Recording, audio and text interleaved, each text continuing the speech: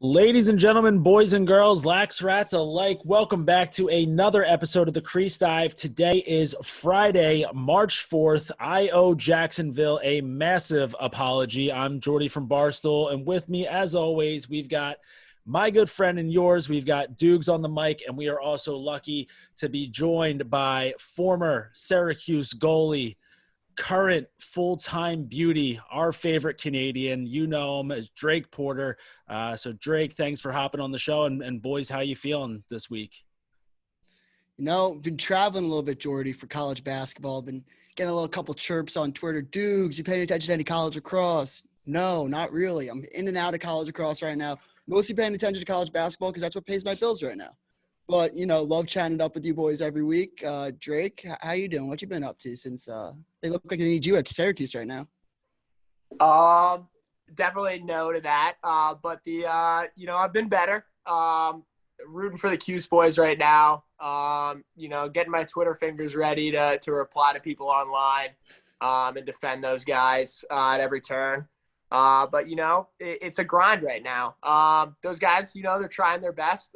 Personally, I'm living in Towson, Maryland. I live with some Towson guys, so they got a big win tonight. I was out there supporting. And then I coach full-time with Goalie Smith now, which is like a goalie training company out here in Baltimore. And just chilling and trying not to get too depressed, reminding myself it's a new staff and it's a process. They didn't force you to go back to Canada after you graduated? I'm actually on. It's or are you illegal? I'm very legal. I actually have documentation to prove it. I can send it to you. It was quite the process, so I'm very proud of myself doing it the right way. So so you're living in Baltimore right now. So you're coaching with this. Are you still hopping in net? Are you seeing shots? Do you think that you'll be playing again like this? I don't want to put you on the spot or anything like that, but I mean, you are, you had a great career at Syracuse, and most importantly, you won a championship at Lake Placid, and that's the pipeline to the pros right there. So, are there any more playing days ahead for you, or are you full coach mode these days? Yeah, no, I'm still playing a ton because we do big goalie sessions. So sometimes I'll just hop in, and it's looking like I'm going to get a shot with a team at a training camp, in the PLL this spring. No ink to paper yet, so I'm not celebrating, but it's looking good. So hopefully that goes well. I can't really offer too much more info there, but I was able to play with Canada in the fall at the Sixes stuff and a scrimmage against USA and Virginia. And I guess the tape I sent out after that was deemed to be at least somewhat worthy. So hopefully I'll get a shot here and be able to continue playing. So hopefully I'm not too washed up yet, I guess. That leads me to my next segment. Let's guess the team that's in contact with Drake. This is my favorite game. Is it the Chaos? Is it the RUTGERS? Is it the Chrome? Okay. All right, I'm getting a Water Dogs vibe out of him, so that's good. Barstool brand, gotta rep it. I actually saw Rabel at the Barstool HQ 2 days ago. He looked like he could fucking suit up right now. I was talking so much shit to him last summer about how he's washed up, and I went face to face with him, and I was such a fucking pussy. I was like, "Hello, my name's Kevin. It's nice to meet you. I do Barstool Lacrosse content with Jordie. I do the Crease Dive." He's like, "All right, dude, chill the fuck out." You beefed with a WAGON goal last year, didn't you, as well? Yeah, CIPRIANO. That guy's a fucking loser. Seriously, a fucking loser. I was like, he's like, "How about you shoot on me, and we could see how good you do?" It's like, dude, I talk about lacrosse. I didn't play Division I. If I could score on you, it just proves my point that you suck. You should save all my shots. He was in my DMs. Fuck that guy. I don't know, DOOGS. I think you could squeak a few high bouncers past him. Yeah, you see when he got any shots in the PLL, he had a fucking 22% save percentage. He talked all that shit, got one opportunity, and looked like a fucking Swiss cheese. People lie, numbers don't. But yeah, I'd say that if there's anything that we saw with the Chaos last summer, it's that locker rooms win championships. If the boys are full throttle buzzing, you're going to go far in this league. And if there's anyone out there who I think is a big time locker room guy, a big time team guy, it's Drake Porter. So, if we need to pump the tires as much as you need, maybe from an agent perspective, we'll pump them all day for you. But definitely think, I think you're going to serve a purpose on the field, but most importantly, I think you're going to serve a purpose with the post game beers or Mountain Dews. Well, Shit, hopefully I don't need it, but we'll see what happens here. If contract talks go south, I'll have to give you guys a call. Who would you most, Jordie, if you were an agent and you had Drake or any PLL player as your, whatever it's called, client, what's the one coach you wouldn't want to deal with, and what's the one coach you'd want to deal with in negotiations? Like, who could you squeeze the most out of? Who could you squeeze the least out of? I feel like is Pseudo still a coach? I feel like I could. I feel like I could work over Tim Sudan. I feel like Andy Copeland, I could probably squeeze some dimes out of him. Wouldn't want to deal with AT. Obviously, that's he just scares the living shit out of me. He'd take his shirt off and I'd go running the other way.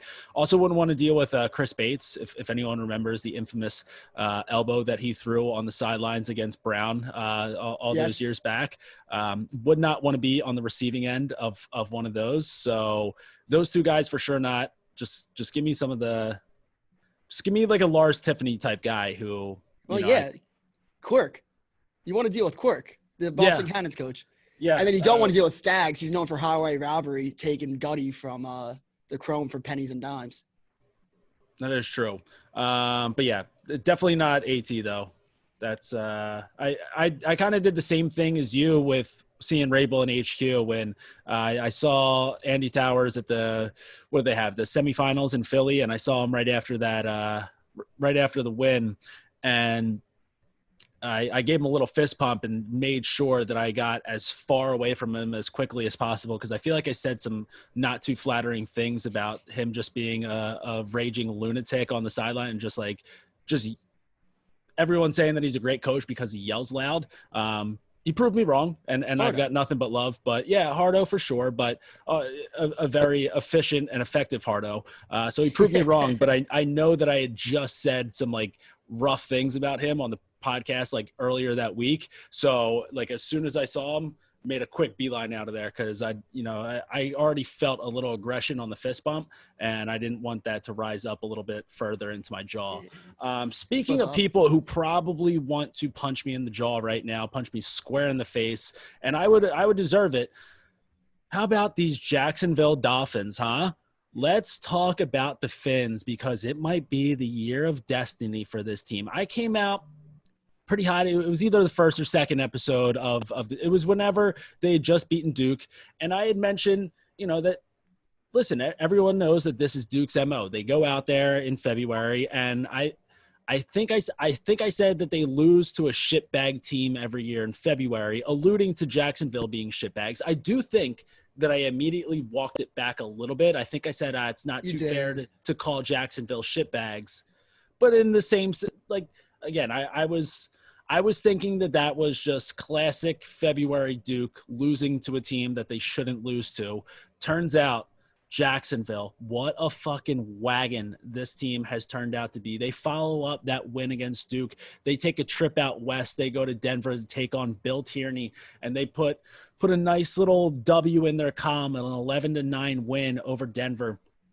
And here is where they really sold me, right? Because you look back a few years ago, that High Point team, they go and they beat Duke in February. I think they played like one more game after that, and then they followed that up with a win against Virginia.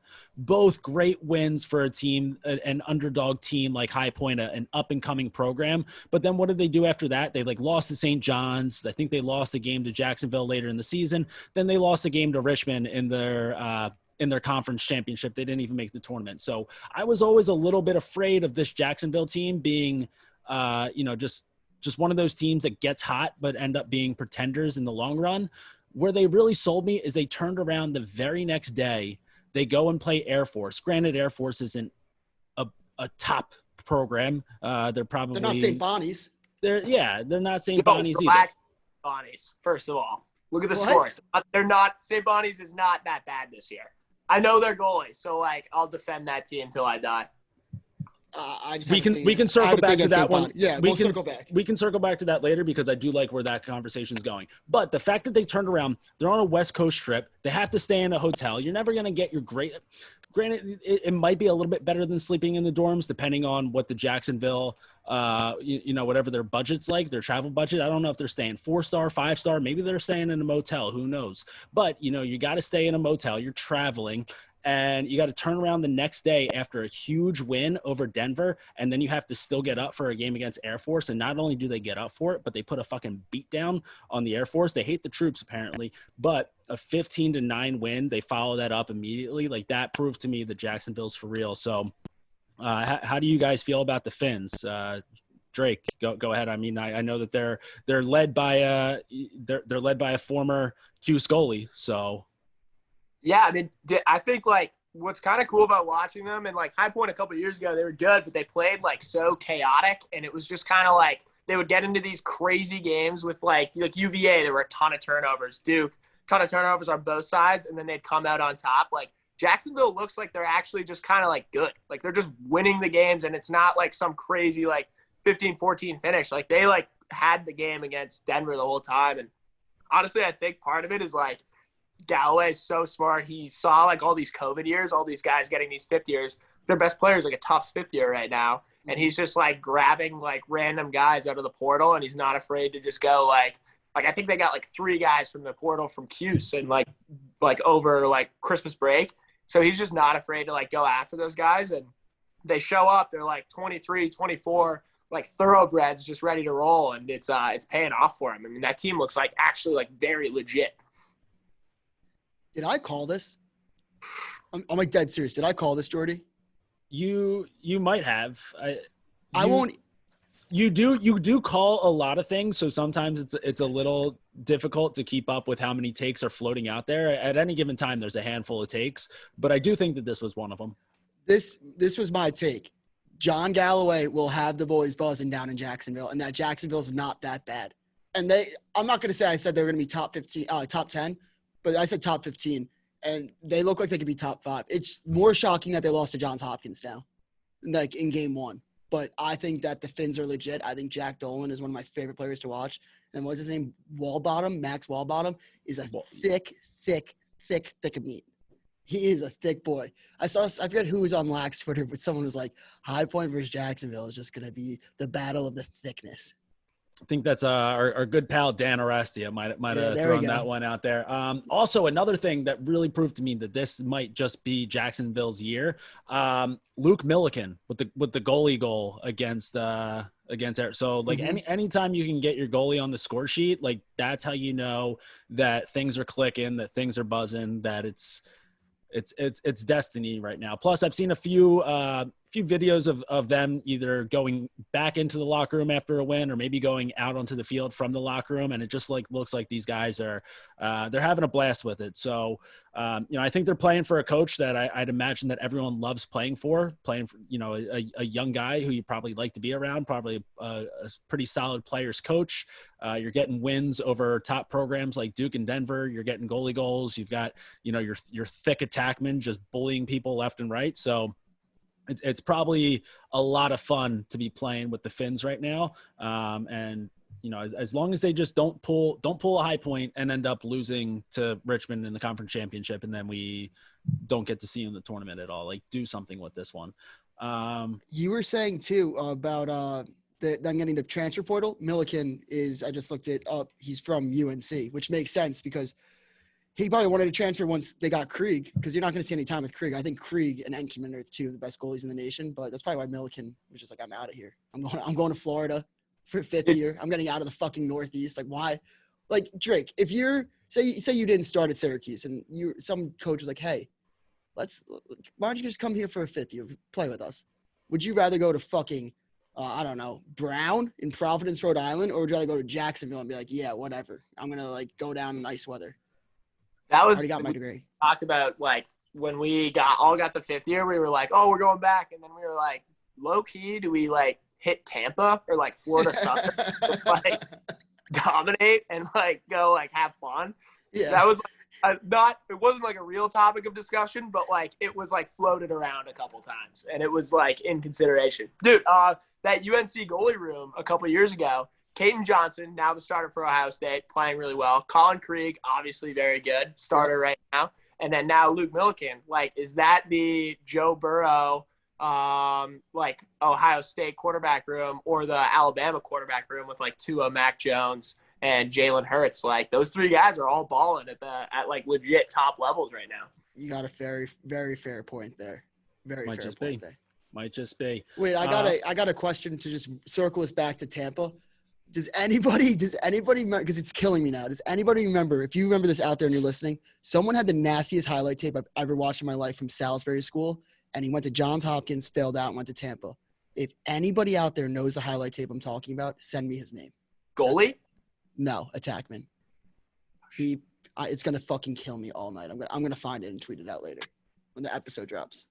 I'm pretty sure Tampa has like 3 teams at the because just so many kids are like, this sounds fucking kick ass. I can just go down to Florida, play some D2 lacrosse, be the fucking man, and then turns out like 80 other kids their year had the same exact idea, and all of a sudden they're like 75th out of that group. So I think like I think Tampa might legitimately have the most lacrosse players at their school out of anywhere else in the nation. They have teams. They have a JV team.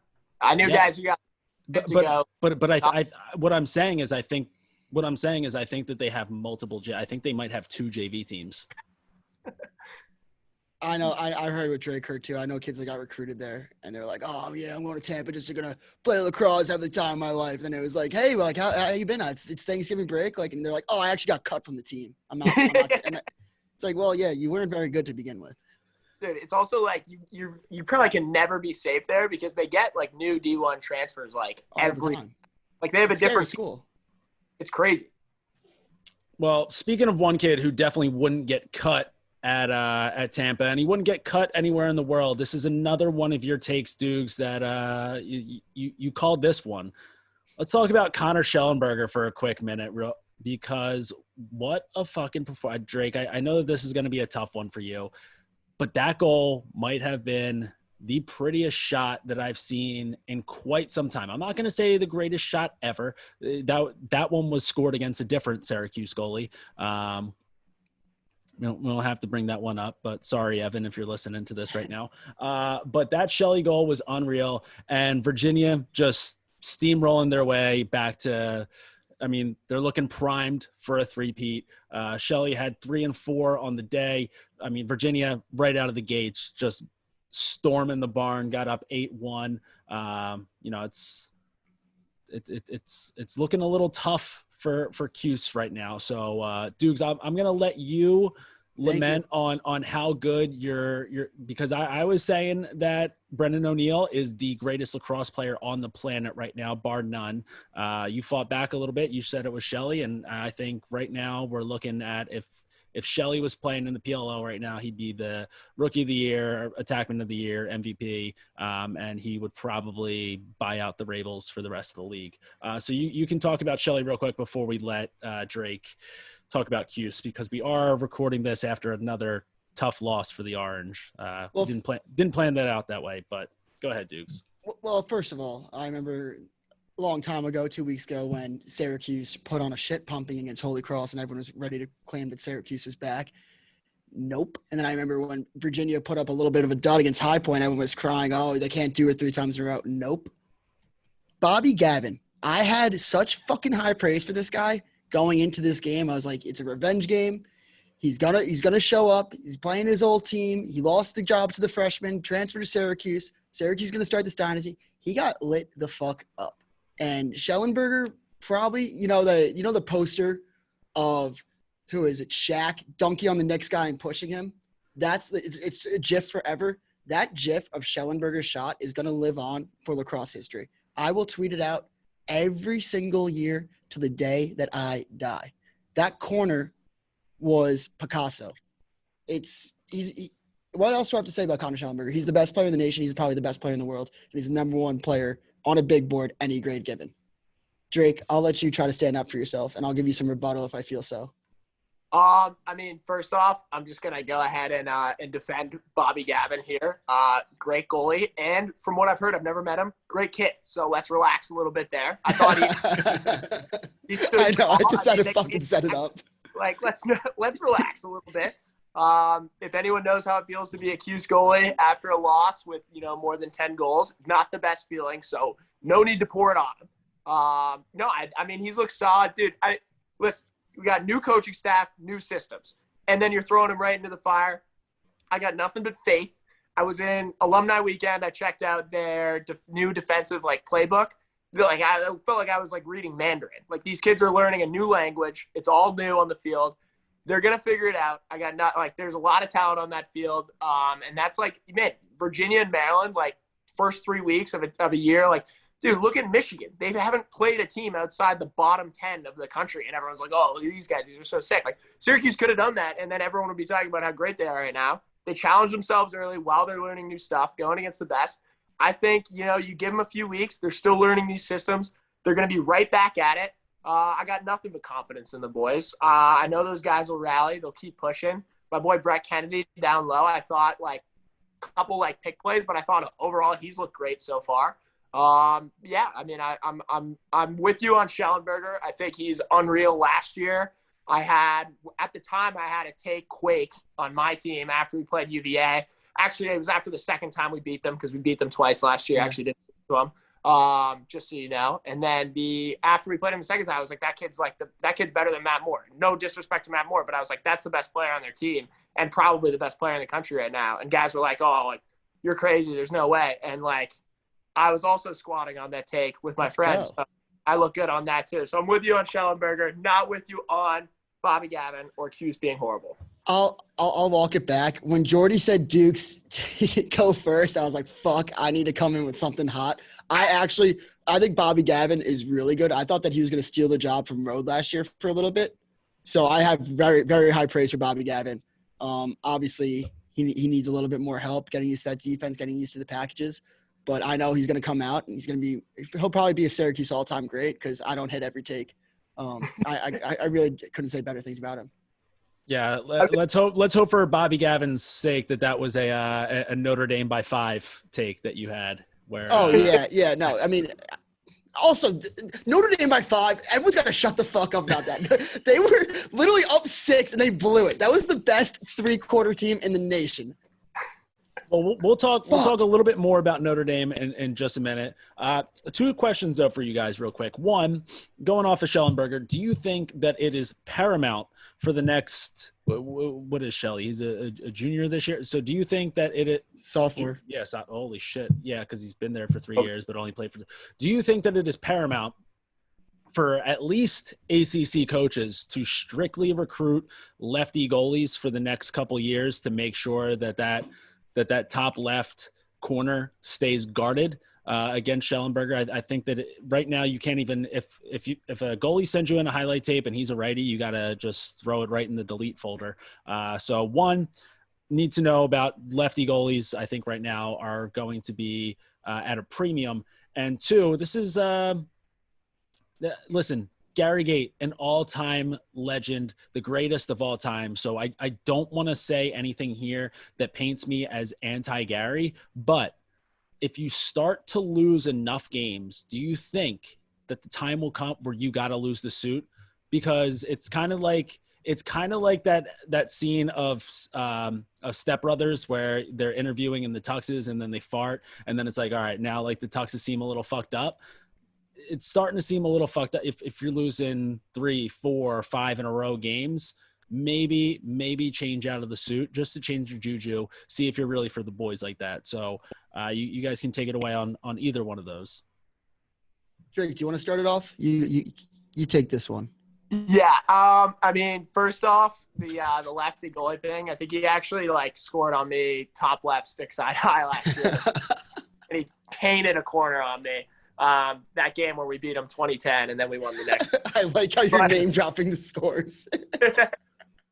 Yeah, when we went 2-0 against Virginia. But no, and then on the suit take, I mean, like, that's such a tough – he's kind of dug himself in a hole there. I'll give you that. He's done it forever, and the reason he does it, it's like a box coach thing in Canada, is that's why he does the suits, so he's always done it. But, like, dude, I'll say this. When you, like, dig yourself in a hole like that, you kind of just got to stick with it and hope it turns around, because if he switches out of the suit now – after he's lost a couple, everyone's going to be like, oh, he switched because they lost a couple games. And then you look even weaker. So he's got to ride it out. I mean, that was sort of a thing. Last year I had like a couple bad games in a row, and I was like, do I get rid of this like stupid big baller brand like logo I have on my throat guard? Because like starting to look pretty dumb.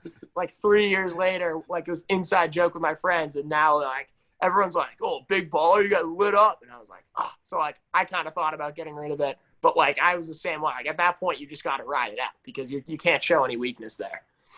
Yeah. By the way, real quick, just a dumb brain moment of me. I don't know my left from my right. I meant to guard that top right corner. Yeah. But yeah, go ahead, Dukes. You know that I would have never flinched. I was like, oh yeah, whatever. It's some corner somewhere up top that's definitely getting painted.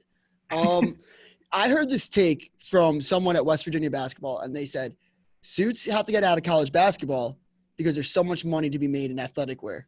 And if I know one thing about lacrosse is no matter what sport you play, everybody wants to dress like lacrosse players. We have the best windbreakers, the best shorts, the best shirts. We have the best gear. That's just a fact. It's a simple fact of life. Death taxes lacrosse players have the best merch. So I kind of think that Gary Gait's kind of doing Syracuse a disservice by not rocking their merch.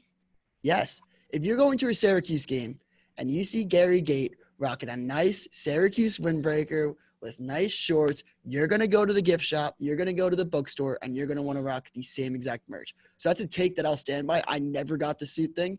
I do get what you're meaning when you're like addicted to the bit. You got to stick by it.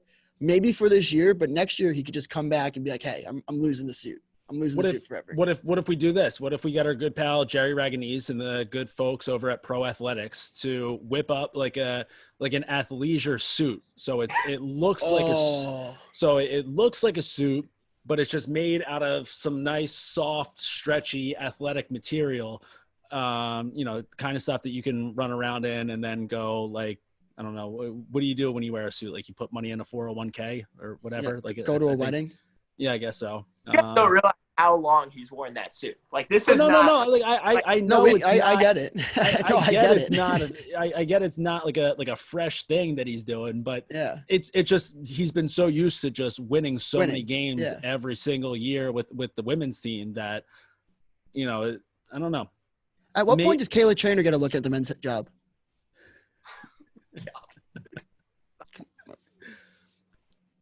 Yeah. All right, so Drake just left us. That was Drake Porter, everybody, and oh, there he is. A call that no, dude. By the way, Kayla Trainer though, have you seen her sideline fits? Dripping. Yeah. Really? Yeah. I mean, dude. Yeah. Exactly. You just proved my point right there. You looked at the sideline once. You're like, wow, I might get her gear. Strong hat game. Maybe that's what Gary needs to do. We'll see. We'll see where it goes. And then we mentioned that we'll talk about a little bit of Notre Dame here for you, Doogs. Unfortunately, not the greatest weekend for your Irish. So they took on Georgetown, who, I mean, this Hoyas program. Let me talk about a program that is all the way back. There were some dark years for Georgetown lacrosse. They were bordering irrelevancy, probably a little bit more towards irrelevancy than just bordering it. But Kevin Warren and our good buddy Jack Rowlett also on that staff. So shout out to Jack. They've got the Hoyas buzzing right now, even with losing Jake Caraway last year. And so they go to Notre Dame, and I mean, first half, it was a shellacking. Pretty sure it was like 11-2 at one point. And then your Irish started to chip away. So credit to them. I think any roster that has multiple Kavanaughs on it, you're never going to say that they're going to quit. They're always going to grind it out. So they were able to claw their way back to make it a respectable game. But that 11-2 point in that second quarter, how are you feeling about the biggest Notre Dame fan that I know? Look, I have a strong opinion when it comes to this. Obviously, I love the Kavanaughs. I love their game. I think that Notre Dame probably has the best midfield unit still in the country. I think Georgetown also, I've had very good things to say. I think that they are a top 3 team in the country. I don't really think that's up for debate at this point. But, Entman, I don't know how many games that he'll have 36% save percentage. I really don't. I think of him that highly. I think of him usually as a guy that can get over the 55, 60% save percentage mark. And, I mean, anytime he goes 70 – when Georgetown goes 72% from the X. I mean, that's a recipe for disaster. But on top of that, McElroy is he's looking like an All-American this year. So, I don't know. Am I worried about the Irish? No. Do I look at them as championship contenders this year? Not at all. I think that their defensive unit last year was very veteran laden. I think that next year they're going to have to put it together. But if I know one thing from watching college lacrosse since I was 10 years old on Long Island, it's never count out a Kavanaugh. Never do it. But yeah, pretty disheartening, to be honest, because they just got shit pumped. Wasn't by 5. They lost by 5. Yeah, I mean, like Notre Dame's season is probably going to really depend on their face-off guy.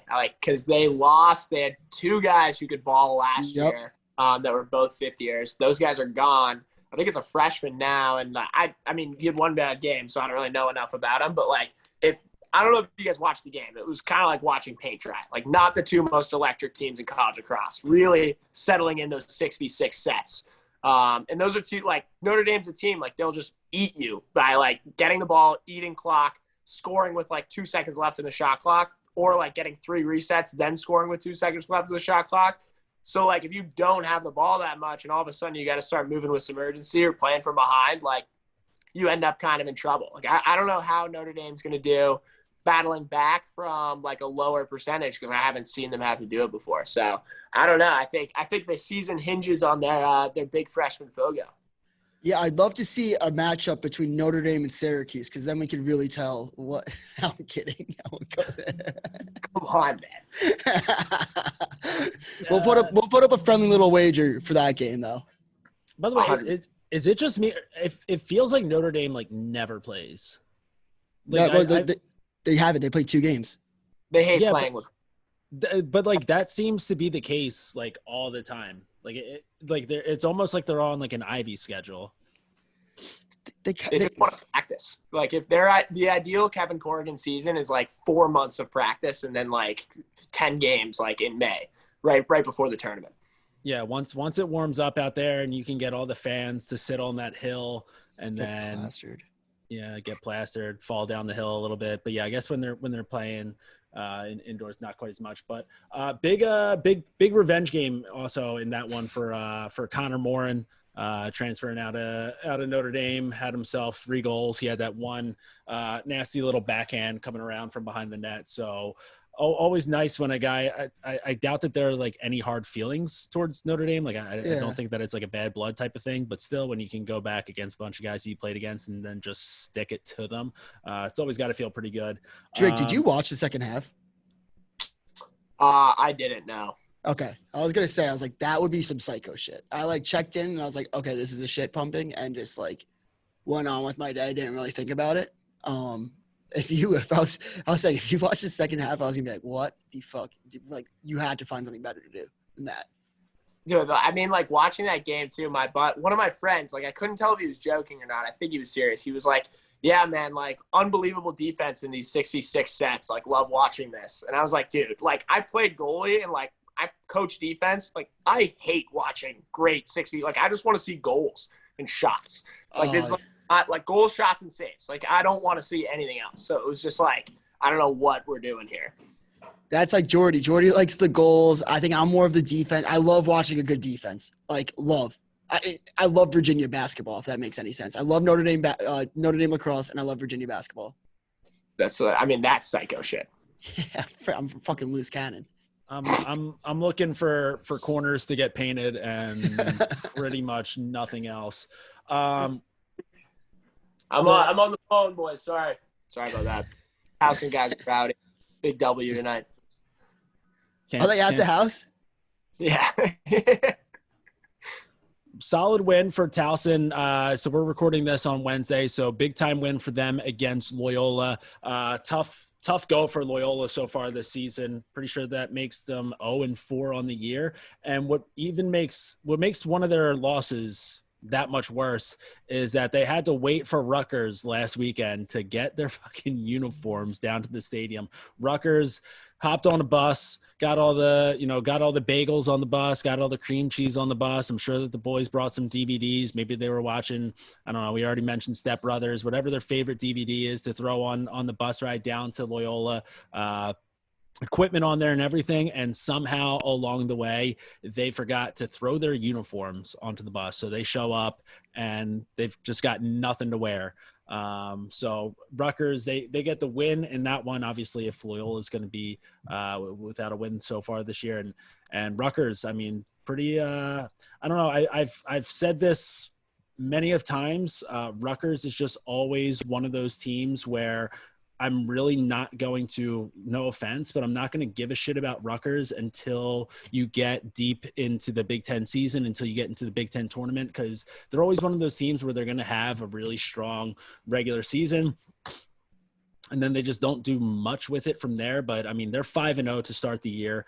Squeaked that one out against Loyola. I do think that it's bullshit that they got to play, like they got to wait for their uniforms to come, though. I think if you show up to an away game without your uniforms, like you should have to go shirts for skins. I 1000% agree. It happened this year. I keep talking about college ball. I'm sorry, but like it happened in college basketball. Drexel showed up to a game, or Coppin State showed up to a game without their jerseys and had to use pennies. Didn't they have to wear like the whoever's team, like yes, their other uniforms, or exactly, like that's what it should be. Because imagine like you're getting fired up for a game, you have your pregame ritual and everything, and then it gets delayed by 2 hours. It's like a rain delay, or even like that Super Bowl when the game got delayed because of the blackout. Like it just fucks up your routine and everything. I forget how that college basketball game played out. Like, did the team that forgot their uniforms, did they end up winning?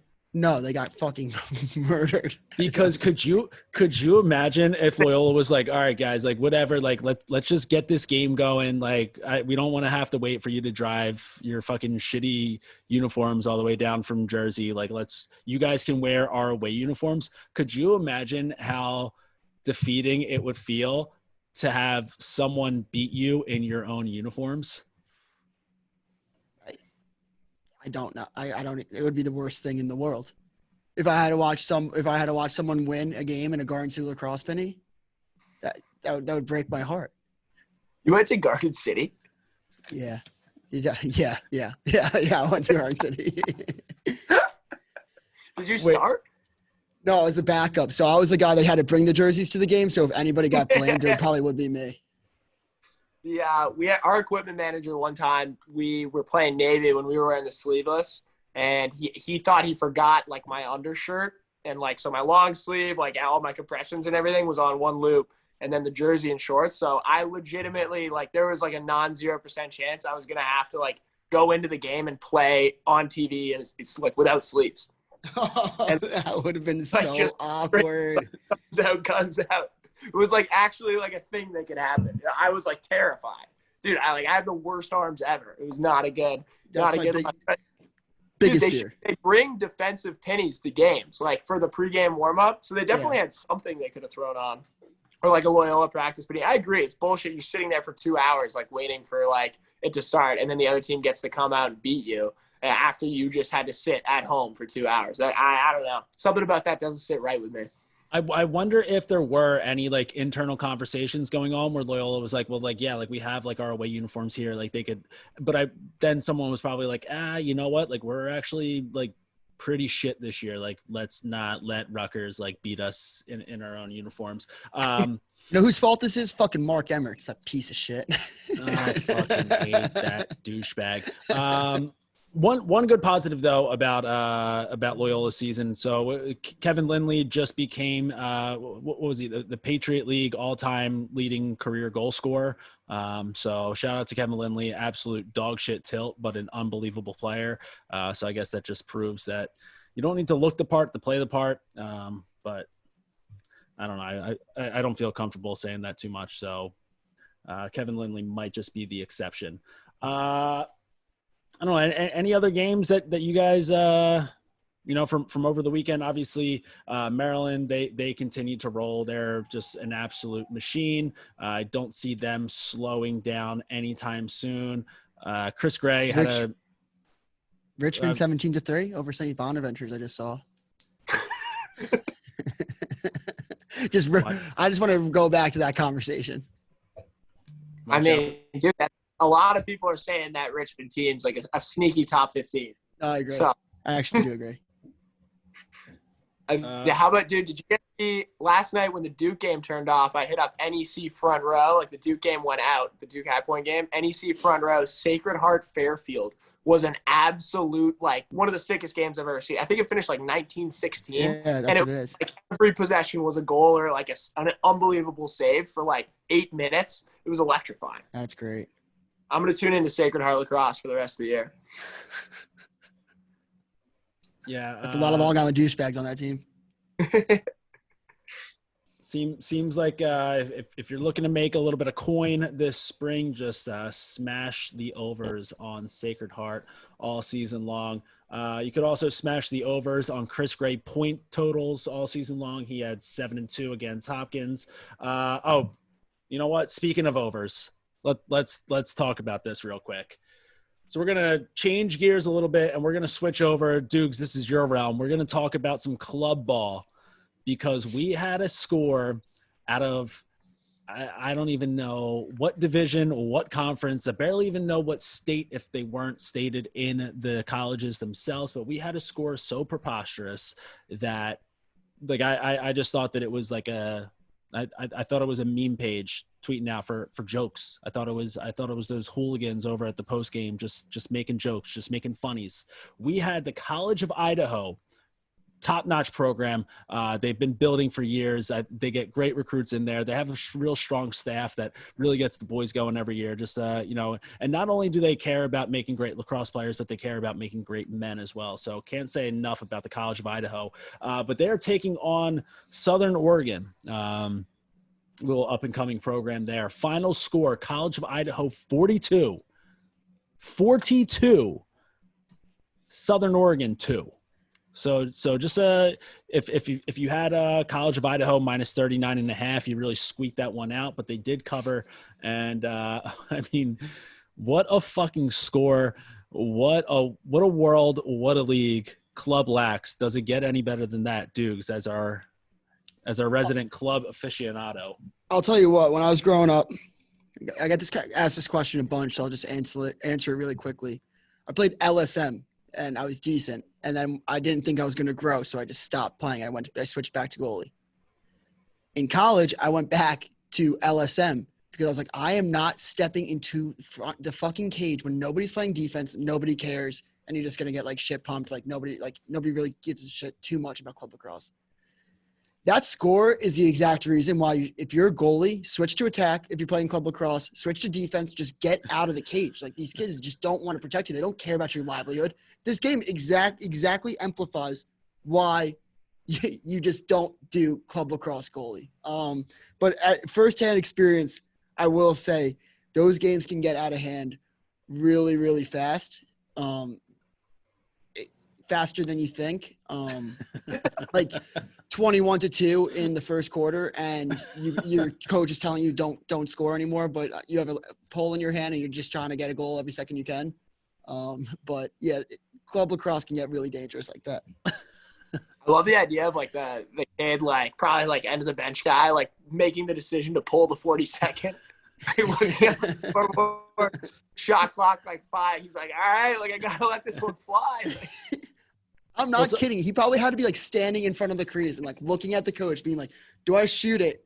And he's like, "Yeah, you're good." And he's like, "Okay, I got it." And then puts it in the net. Like, well, so he had to take like 15 seconds. So here's the thing. I don't think so at all, because I read the write up on this game. They had whoever the best journalist in Idaho is probably recap this one, but so. Reading up on this game, this is a direct quote. Chris Davies scored 12 goals and racked up 14 assists to go along with 9 ground balls to lead the high-scoring attack. This man's putting up a triple-double.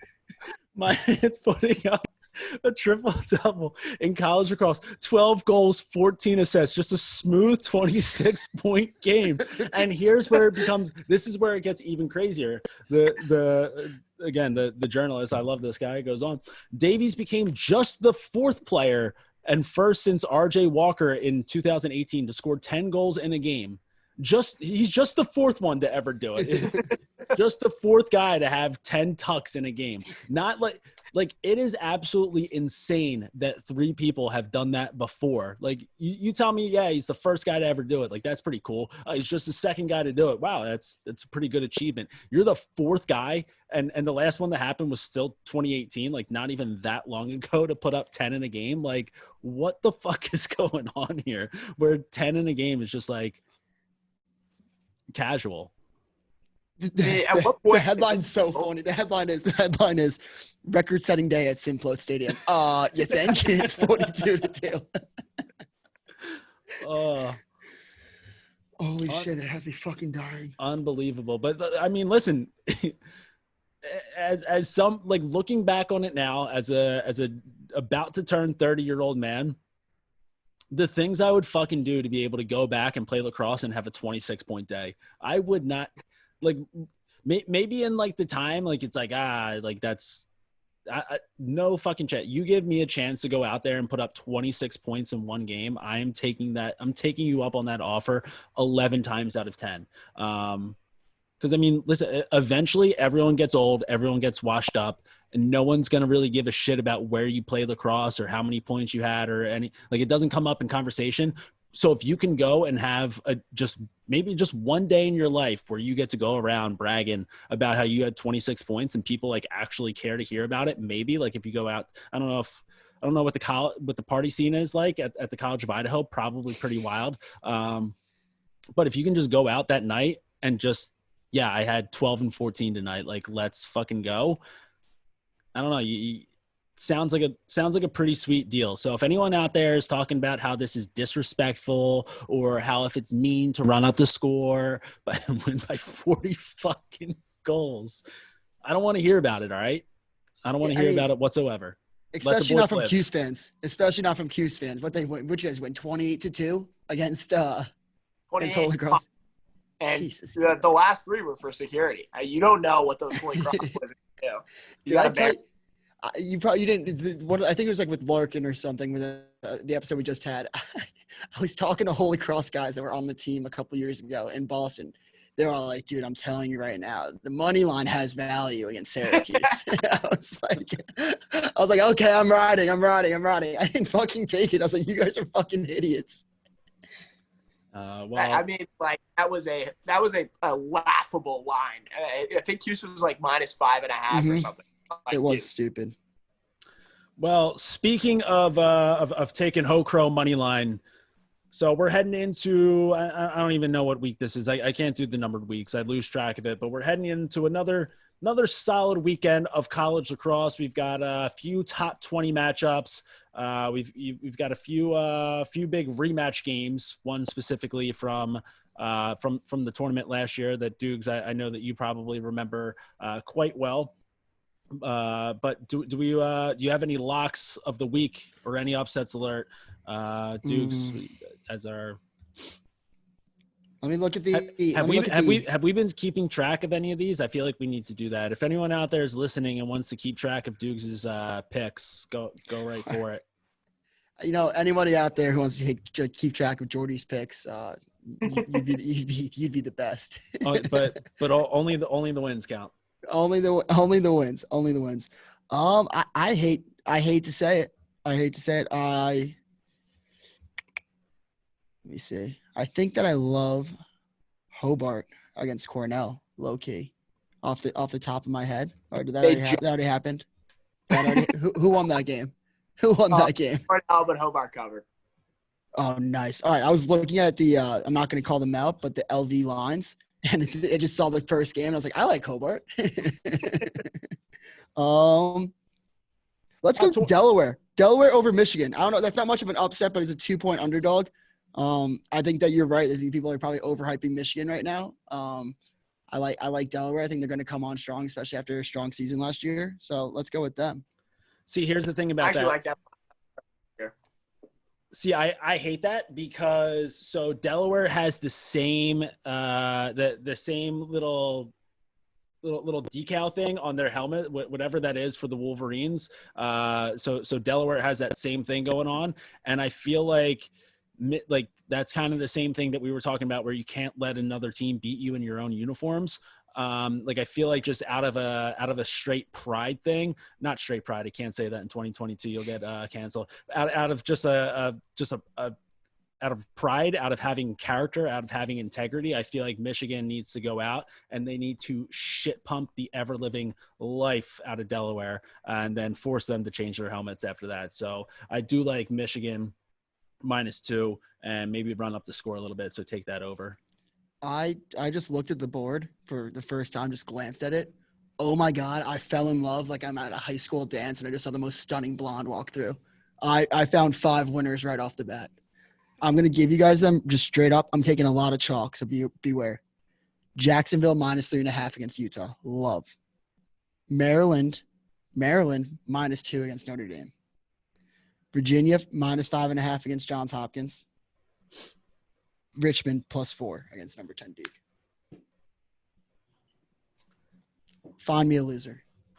I'm gonna take UVA to cover there. I'm gonna take Hop to cover again against UVA. This is a sneaky Hop team, and if you look at the stats, they're like right there. Shooting percentage is low. I think they're gonna regress to the mean and put up a decent performance. Those boys are hungry. John Grant Jr. is gonna get that offense buzzing. I like Hop to cover there.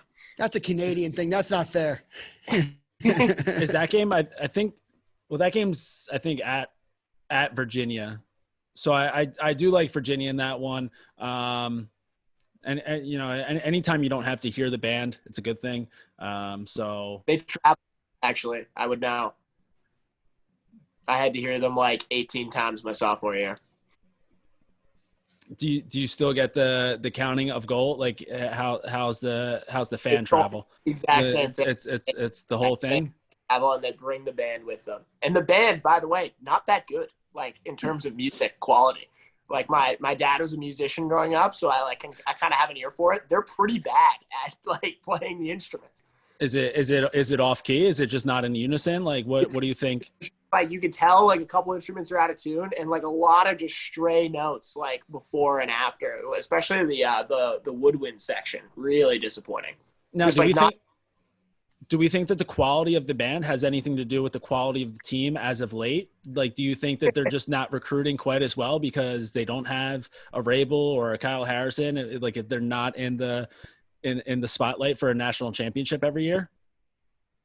Yeah, I mean, I feel like, you know, what's that phrase? Like the quality of your facility is the quality of your team. Like you got to start looking at the band a little bit if you're the coach and get on that director to like clean it up because like, it was rough and that it's a cancer. It spreads throughout the entire building. I think that they should modernize it a little bit, bring in like a DJ or something like that, get some lights going. But I think at home, I like Virginia to get going pretty early there. I think that, you know, that got them going against Virginia off to an early start and just kind of, did I say that got them going against Virginia? I meant to say it got them going against Cuse, early start, just kind of demoralize the other team ahead of time. Sorry, I forgot you were here, Drake.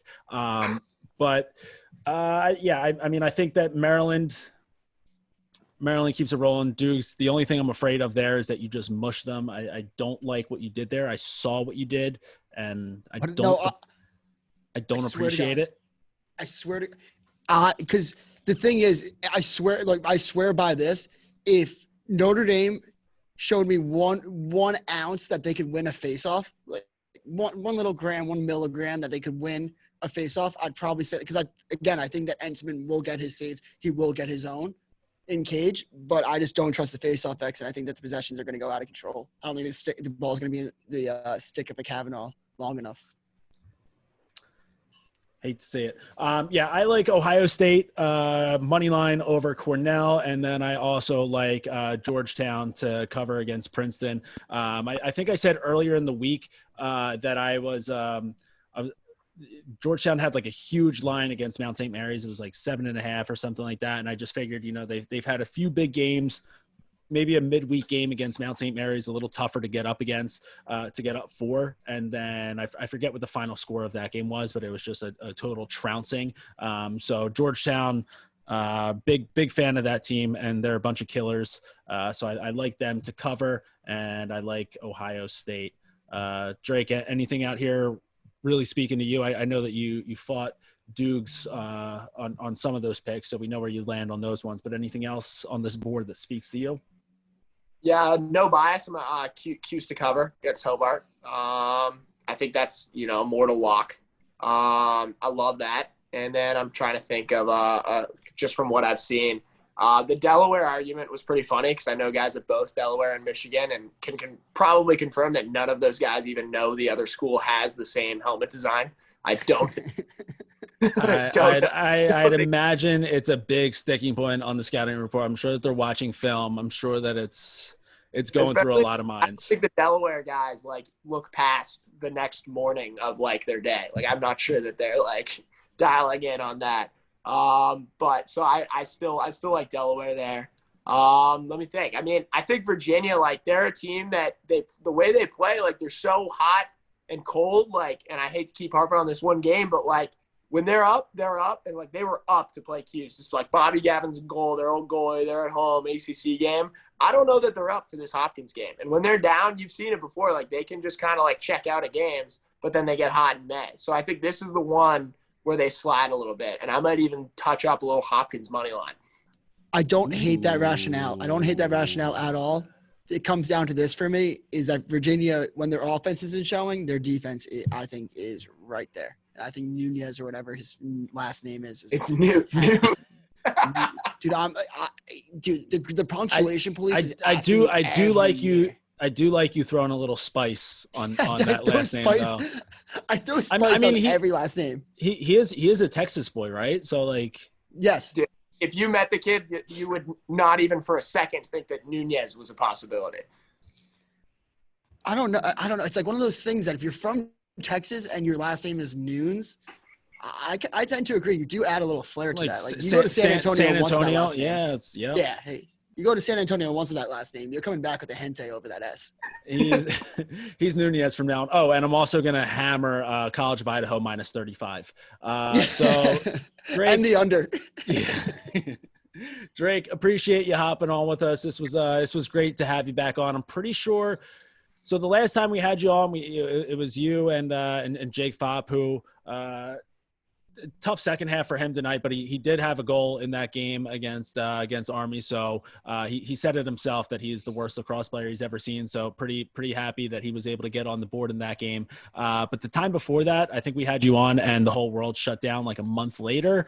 It was probably right around this time of the year too in 2020. So here's to hoping that you're not a total mush for the world and that this season keeps going. We'll have to have you on again. And DOOGS, we should probably just announce that Drake is our intern, or I guess he's working with us on the socials now. It's over. Stop DMing me, stop DMing the Crease Dive. He's our guy for Insta and Twitter. If you think that you deserved it more, take your issues with him. Well, we still need people to apply to keep track of DOOGS' picks. So keep DMing them if you want to be that guy. Comes along with a pretty hefty payday, so you can work out all the details there with DOOGS. 0 and 0. Yeah. We all make the same on this pod. Your check's in the mail, Drake. And in the meantime, make sure that you are following us on Twitter and on Instagram at the Crease Dive. We are also working on getting the show onto YouTube. DOOGS is just going to be the Crease Dive on YouTube. Yeah, it's the Crease Dive. When this episode's released, you'll probably find us on Twitter or Instagram. I'll send out the link. Just please subscribe. There'll be some more content going there. Maybe in the future, I'll come down to Maryland, score some G's on Drake or something. We'll see what we got going on, though. Something's cooking in the kitchen. Yeah, maybe on CIPRIANO. And in the meantime, we'll be keeping it low to high to the day we die. We out.